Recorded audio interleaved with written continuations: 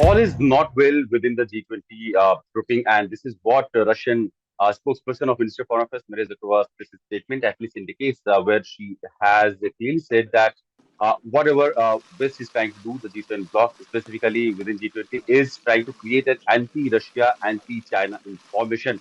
And they are also trying to Ukrainization of all the international platforms wherever even the discussion on Ukraine is not necessary. They are trying to push for discussion regarding Ukraine crisis, despite not knowing the actual situation or the ground realities of the Russia-Ukraine conflict. So this has been the Russian perspective.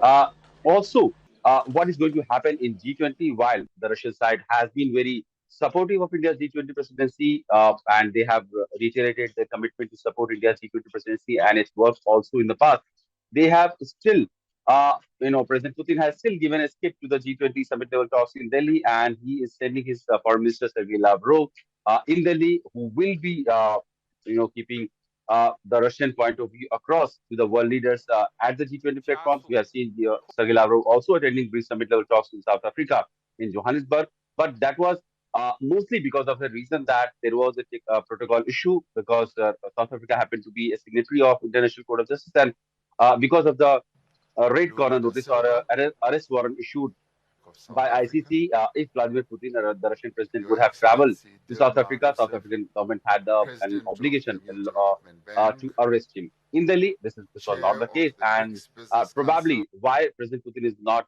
considering to come to Delhi is because of the two reasons. First, of course, there is an internal security situation in Moscow which is very fluid. We have seen just 2 months ago how Wagner Group chief Prigozhin was in a way trying to dethrone or destabilize the Moscow government, and he had in fact marched with his 6,000 to 8,000 troops with all the modern weaponry towards Moscow, and just 200 kilometers short of Moscow, they have stopped because of the mediation by the Belarusian President Lukashenko, and the situation had calmed down.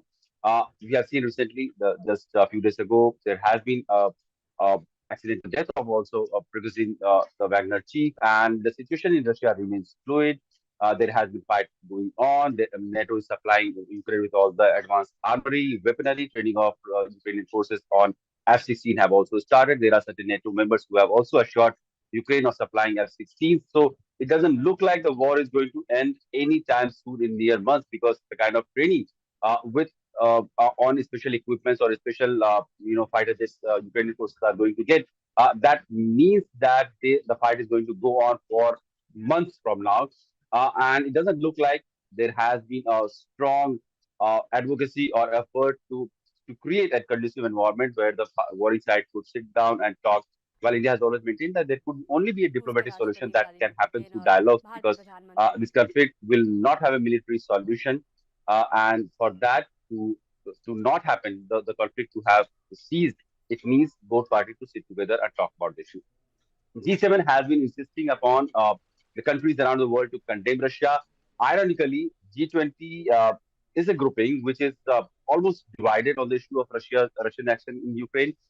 One side is G7 bloc led by West and European countries and USA, Japan, of course, who have South Korea, of course, who have been increasingly condemning Russian action in Ukraine.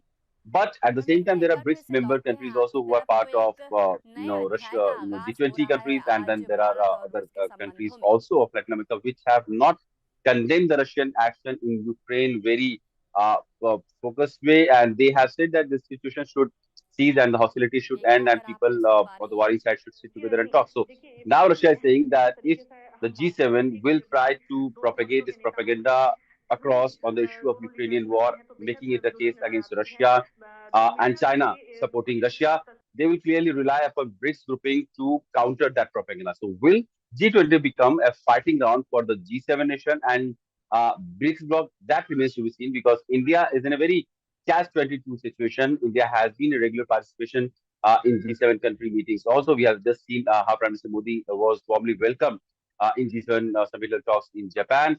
And India is also part of the BRICS country group, which just had concluded its summit talks in Johannesburg, where Prime Minister Modi was also participating. So, Russia has also said that they support Indian presidency, they support African Union's inclusion also in the overall G20 structure, and they support Global South voice, which India has always been underlining. But with all the parameters set, all the preparations on. The G7 and the Russia-China divide seems to be looming large on the upcoming G20 summit level talks in Delhi, and it will be real challenge for Delhi to negotiate a joint communique with all the members, bringing them together and creating a consensus to come out with a joint declaration, which has been a historical aspect of all the G20 summit level talks in Delhi.